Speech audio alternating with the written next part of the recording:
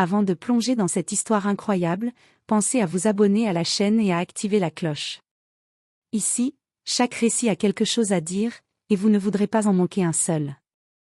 L'aéroport de New York était en ébullition ce matin-là.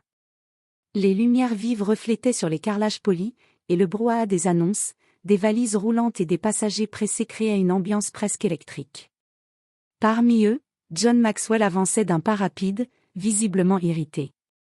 Homme d'affaires influent, il avait l'habitude d'être servi rapidement, d'avoir le monde à ses pieds, et aujourd'hui, tout semblait lui résister, un retard de vol, un personnel incompétent, et des passagers qui, à ses yeux, ralentissaient inutilement l'embarquement. Maxwell portait son costume impeccable, sa montre en or brillant à son poignet, et son visage affichait cette arrogance habituelle que tous reconnaissaient. Il scrutait la salle d'embarquement avec un mélange d'impatience et de mépris. Puis il la vit. Une femme noire, seule, avançant tranquillement vers l'avion avec son sac à main élégant. Pour Maxwell, elle représentait immédiatement tout ce qu'il méprisait, calme, dignité, et cette assurance tranquille qui lui semblait incongrue. Sans réfléchir, il interpella l'hôtesse. Cette femme ne devrait pas monter dans ce vol. Faites-la descendre immédiatement. L'hôtesse, jeune et mal à l'aise, leva les yeux vers lui, hésitant. Maxwell continua, de plus en plus irrité. Je ne veux pas de problème à bord. Elle doit descendre maintenant. La femme noire s'arrêta quelques mètres plus loin. Elle posa son sac à main et tourna lentement la tête vers Maxwell. Son regard était calme, presque glacial, mais chargé d'une autorité naturelle qui fit un frisson parcourir l'échine de l'homme. Elle dit simplement. « Monsieur, je vous conseille de réfléchir avant de parler. Votre comportement pourrait vous coûter cher. » Maxwell éclata d'un rire condescendant.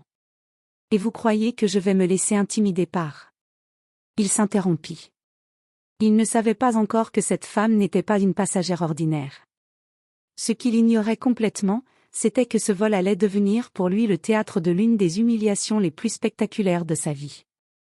Derrière les portes de l'avion, la vraie puissance l'attendait, prête à rappeler à Maxwell que l'arrogance et le racisme pouvaient se retourner contre celui qui les pratique.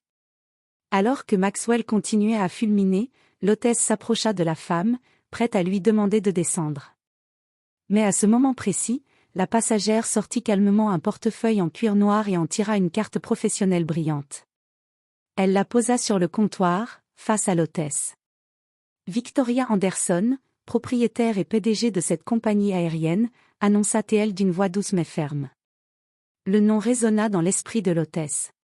Et surtout, le visage de Maxwell se décomposa.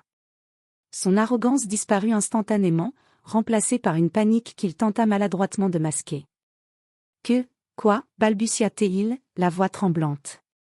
Victoria le regarda, impassible. Chaque mot qu'elle prononçait était précis, calculé, et porteur de la gravité de la situation.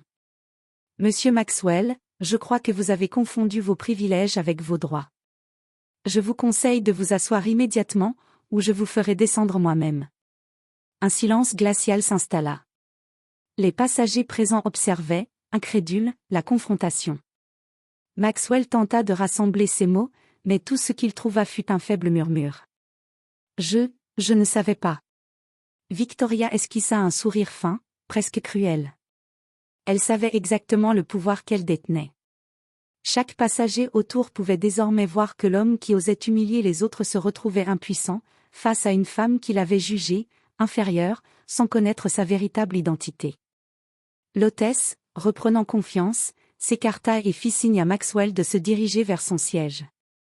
La tension était palpable.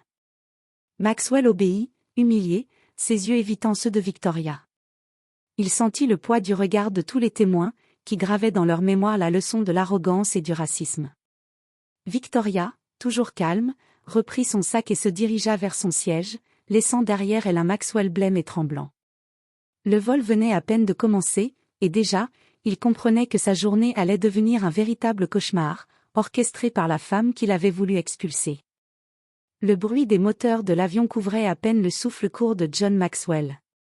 Il s'était installé à son siège, rouge de colère et de honte, tandis que Victoria prenait place quelques rangées plus loin, son allure élégante et impassible attirant malgré elle tous les regards. Chaque passager semblait conscient que quelque chose venait de se produire, et Maxwell se sentit soudain minuscule, réduit à l'état d'un homme dépassé par ses propres préjugés. Le personnel de bord, désormais averti de l'identité de Victoria, suivait ses instructions au moindre geste. Les hôtesses servaient Victoria avec un soin particulier, un siège ajusté, une boisson fraîche offerte avant tout le monde, des couvertures douces et des oreillers supplémentaires. Chaque geste était calculé, mais Maxwell le percevait comme une gifle silencieuse. « Monsieur Maxwell, » annonça l'hôtesse avec un sourire poli mais ferme, « souhaitez-vous un café ?»« Non, merci », balbutia-t-il, incapable de soutenir le regard des autres passagers. Victoria, de son côté, observait la scène sans se départir de son calme. Elle leva les yeux vers Maxwell, et ses paroles glaciales franchirent les rangées. « Monsieur Maxwell, je vous conseille de réfléchir à vos actions. L'arrogance et le racisme ne paient jamais. » Chaque mot résonnait comme un coup de tonnerre dans l'ego de Maxwell. Les passagers murmuraient entre eux, certains jetant des regards désapprobateurs, d'autres clairement amusés. Pour la première fois de sa vie, Maxwell ressentait le poids de son comportement sous le regard collectif. Le vol continua, et Victoria ne manqua pas une occasion de rappeler subtilement sa supériorité. Elle donna des instructions au personnel pour que ses repas arrivent avant le service habituel, elle ajusta sa couverture avec une élégance naturelle, et ses mouvements précis attiraient tous les regards sur elle et sur Maxwell, coincé dans son siège, rouge de honte et impuissant. À chaque annonce dans l'avion, à chaque petit geste de service envers Victoria, Maxwell sentait sa colère monter, mais il savait qu'il ne pouvait rien dire ni faire. Le silence et l'ordre de l'avion étaient désormais les instruments de sa leçon. Quand le steward vint pour ajuster son siège, Maxwell réalisa avec effroi qu'il était devenu le spectateur de sa propre humiliation. Il n'y avait pas de moyen de retourner la situation, la femme qu'il avait tenté d'expulser détenait désormais tout le pouvoir. Et ce n'était que le début. Victoria, calme et majestueuse, avait décidé que Maxwell allait apprendre une leçon qu'il n'oublierait jamais. L'avion amorça sa descente. Maxwell était toujours figé dans son siège, les mains crispées sur l'accoudoir, incapable de détacher son regard de Victoria, qui lisait calmement un dossier sur sa tablette. La tension était palpable, les murmures des passagers s'intensifiaient, chacun comprenant qu'il assistait à quelque chose d'inédit. Victoria se leva lentement et appela l'hôtesse. « Préparez-vous à annoncer à tous que Monsieur Maxwell a tenté d'humilier une passagère. Je veux que ce soit clair, ces actes ne seront pas tolérés. » Maxwell pâlit. Le rouge de colère et d'humiliation se mêlait à une peur soudaine. Il comprit alors qu'il était sur le point d'être humilié devant tout le monde, exactement comme il l'avait fait aux autres. L'hôtesse prit un micro et annonça d'une voix ferme. « Mesdames et messieurs, nous tenons à signaler que Monsieur John Maxwell a été rappelé à l'ordre pour avoir tenté de discriminer une passagère. Ces actions ne reflètent pas nos valeurs et ne seront pas tolérées. » Un murmure parcourut la cabine. Les passagers échangèrent des regards, certains souriant, d'autres secouant la tête. Maxwell sentit son ego se dissoudre.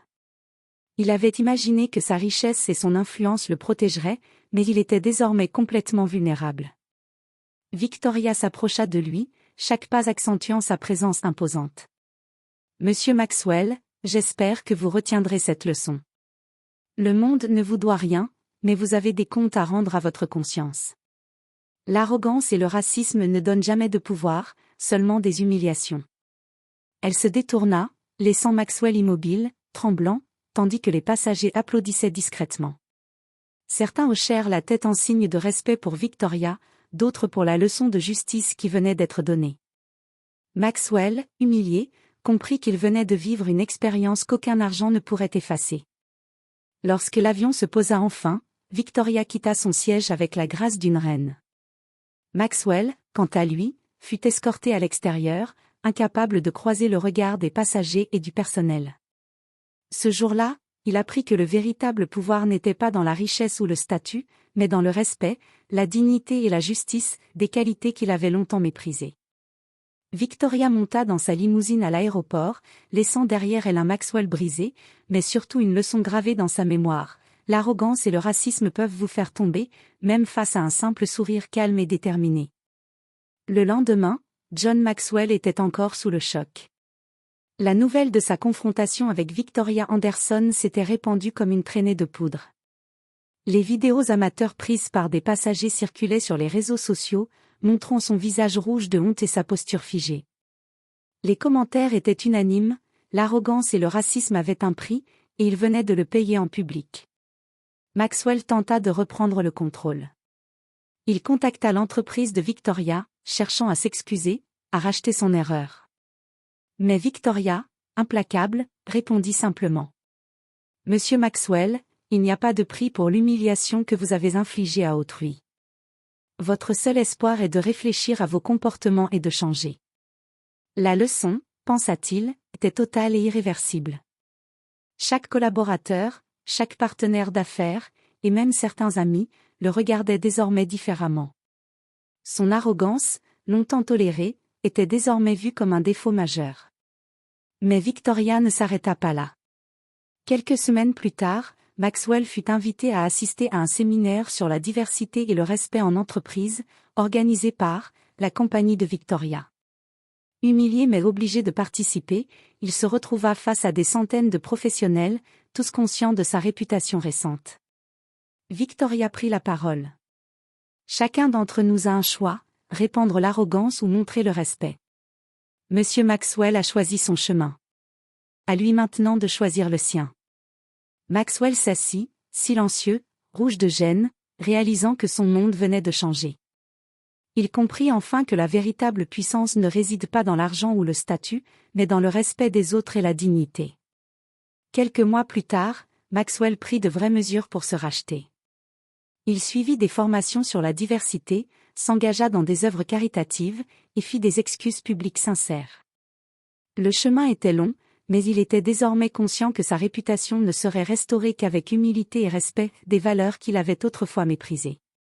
Victoria, quant à elle, continua sa vie avec sérénité, sachant qu'elle avait non seulement défendu sa dignité, mais enseigné à un homme arrogant une leçon qu'il n'oublierait jamais. Maxwell se souviendrait toujours de ce vol comme du jour où il avait été confronté à sa propre arrogance.